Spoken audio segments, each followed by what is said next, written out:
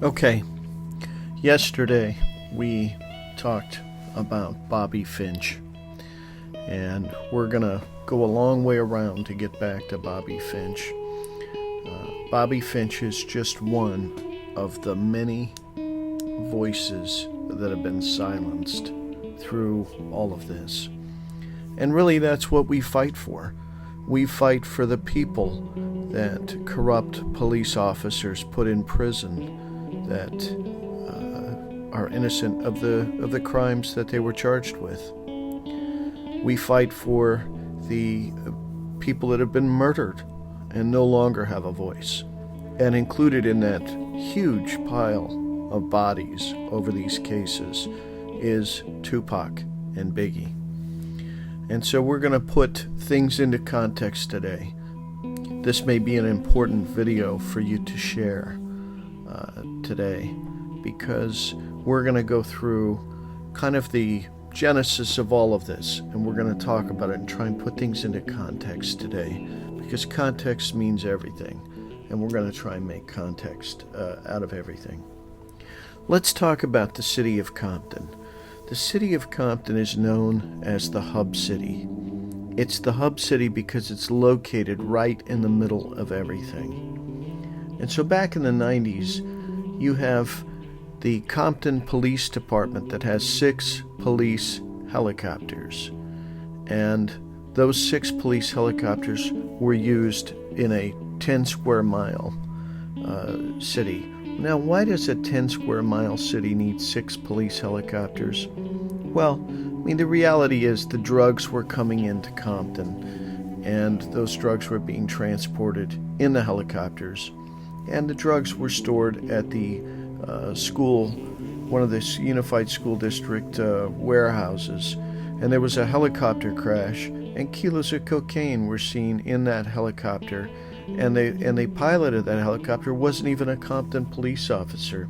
So, we learned a lot of things about Compton. And so there is an investigation that goes into the corrupt Compton Police Department, and that leads to evidence that the police, some of those Compton police officers, had been participating in drug trafficking and money laundering. Reggie Wright Jr.'s name is found in Keefe D's Pay-O book. That's part of the investigation. Reggie Sr. wants to know where the raids are going to happen before the raids happen, so that there could be pre-raids and they could steal drug dealers, their money and their drugs. And so now we have Reggie Sr. and Jr.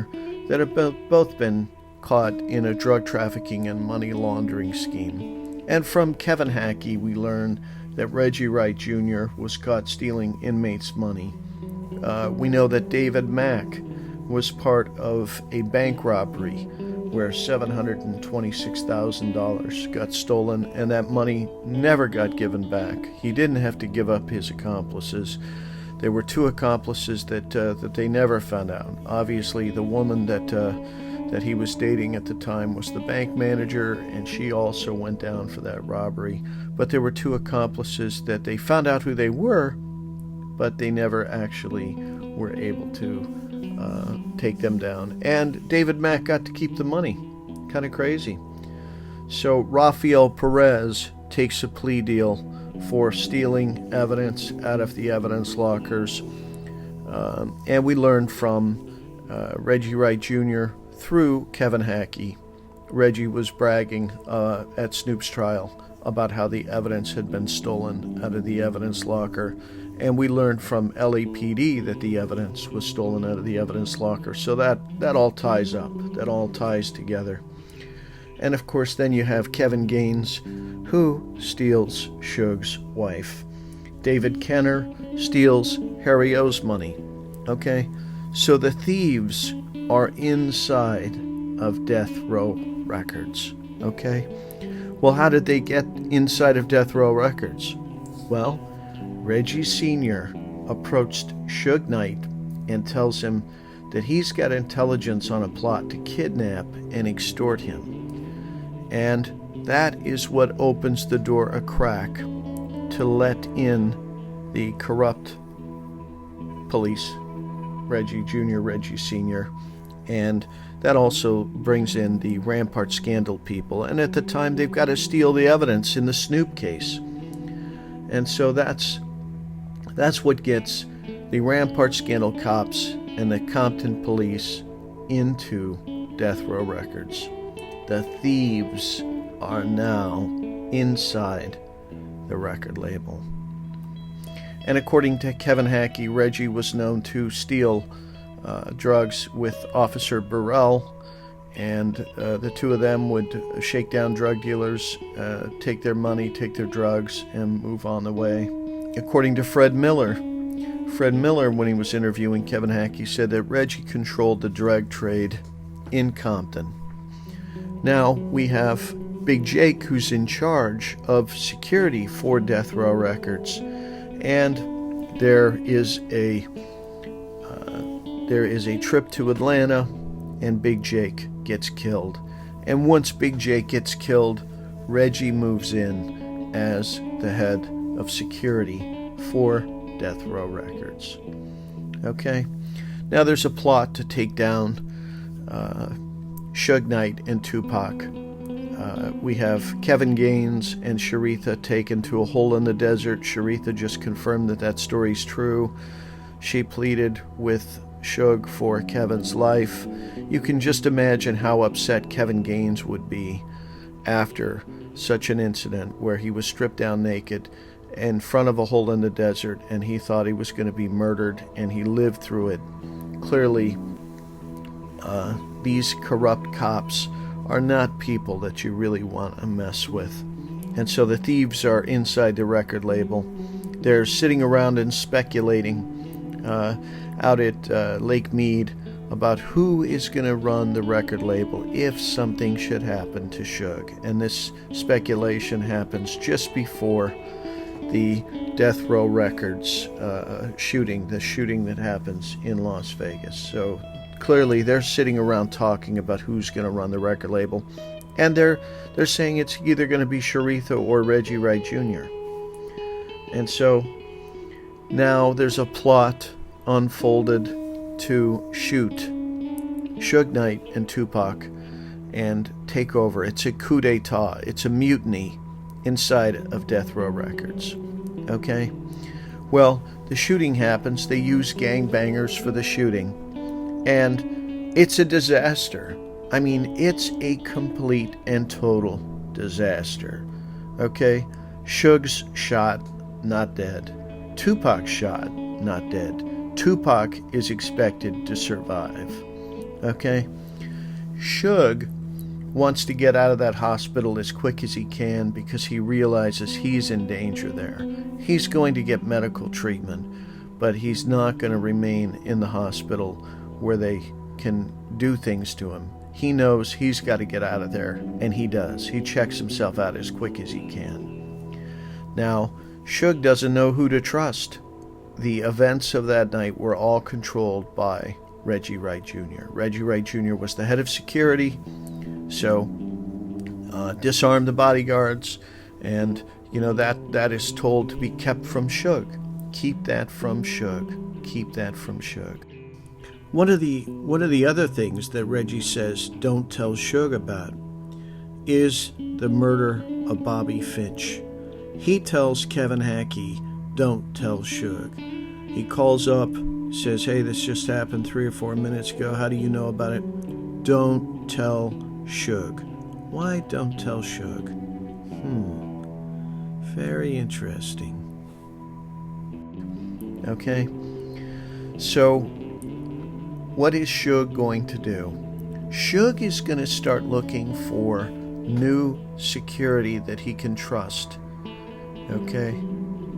And Bobby Finch is a security person that can be relied on. So Bobby Finch is the first person that is murdered in the aftermath.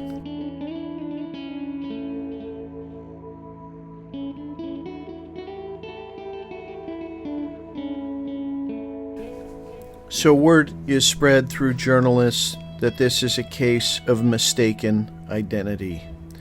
Now, what killer rolls up on somebody, fires 13 shots, 12 of which hit his body, and it's a case of mistaken identity? I mean, that just defies logic. And like all of the Death Row Records murders, in the aftermath of the El Rey, there was misinformation that was put out. In the aftermath of Tupac, there was misinformation put out. In the aftermath of Biggie, there's misinformation put out. And so is it any shock that in the aftermath of the Bobby Finch murder, that this is now called a case of mistaken identity? I mean, it really just defies logic that this is mistaken identity. It's absolutely 100% not mistaken identity.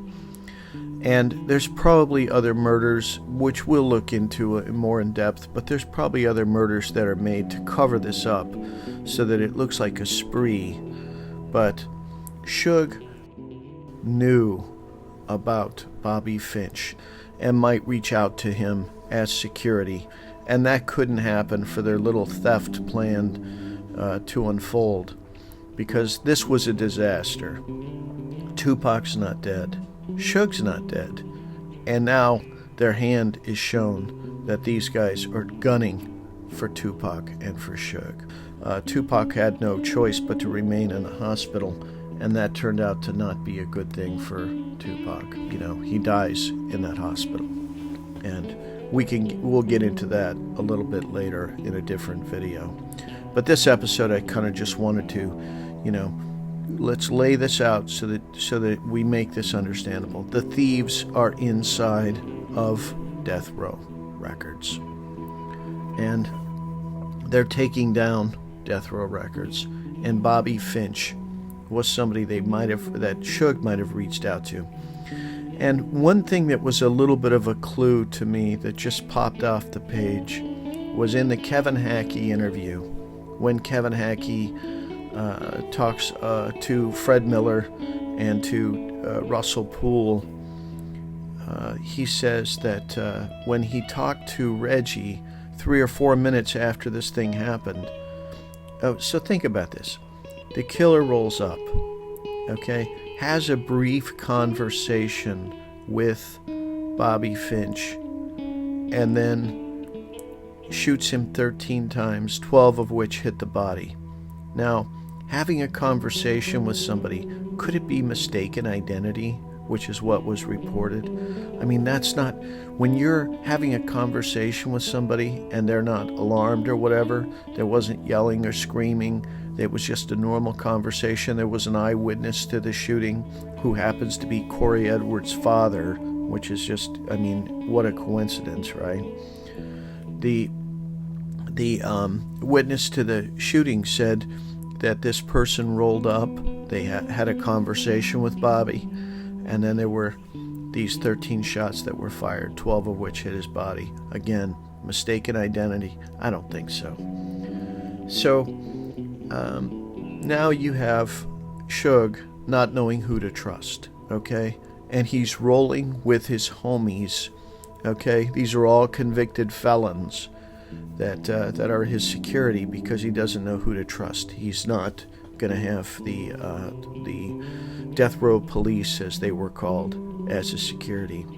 And so you have Reggie Wright Jr. going to Ken Knox over at the Can-Am, and he was the police officer that was monitoring Can-Am Studios, and telling Ken Knox that Suge is violating his probation by associating with known felons. You have Reggie also telling Ken Knox that Suge is traveling out of the country without permission. So they're trying desperately to get Suge's probation violated at this time. And then Kenner, of course, enters the tape into evidence in Suge's probation hearing. October 22nd, 1996, Suge Knight is picked up and he's put in men's jail which, now he knows a lot better than most people should ever know the Mims County Jail.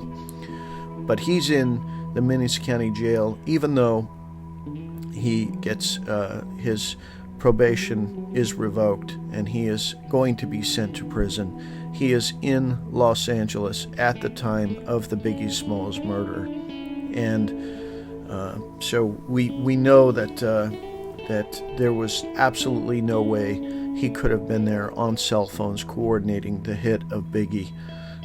I talked to one person who was in prison, or not prison, but jail with him at the time, and he told me that the way he was treated from the minute he got there, he was treated worse than Hannibal Lecter in Silence of the Lambs, and that he was shackled hand and foot the entire time he was in jail at Mims Central Jail back then. And back then, cell phones aren't like they are today. I mean, the signal, with all that concrete and steel and what have you, it would have been tough for that to happen. I'm not saying it couldn't have happened 100%, but it's like 99% sure that Suge was not the one that was coordinating this on the cell phones from his cell in jail. And so, you have lots of people that want to point the fingers at Suge on this. And let me just remind you, Suge has taken a lot of credit for things he didn't do. He was said to have dangled Vanilla Ice by his ankles off of a hotel balcony, and that story blew up, and Suge took credit for that. But there's no way that Suge actually dangled Vanilla Ice, and even Vanilla Ice says today that didn't happen. But it's great legend, and the legend of Suge continues to grow with things that he takes credit for that he didn't do. So we have Norris comes in and runs Death Row Records, and of course Reggie is still in the picture, but still not 100% trusted. And we know that Reggie takes over running Death Row Records. This happens up at Mule Creek Prison, so this is after the Biggie killing. And we know from Mario Hammonds that Reggie comes up there and tells all of the details about the Biggie killing, and those get relayed by Reggie to Suge, and then Suge relays those to Mario Hammonds. And Mario Hammonds is a federal informant that has been put in Mule Creek next to Suge to get information from him. And Russell Poole at the time was bugging Suge Knight's jail cell, but they never got any information from bugging Suge Knight's jail cell. These were all conversations that were had on the yard at Mule Creek Prison. And so this gives us some insight. The thieves are now inside of Death Row Records. After that conversation with Mario Hammonds, Norris Anderson gets pushed out of Death Row Records, and Reggie is in control. And all of the chaos that was going on inside of Death Row Records stops. The thieves have now taken over the record label, and they steal $80 million of Suge Knight's money and destroy the record label while Suge is in prison.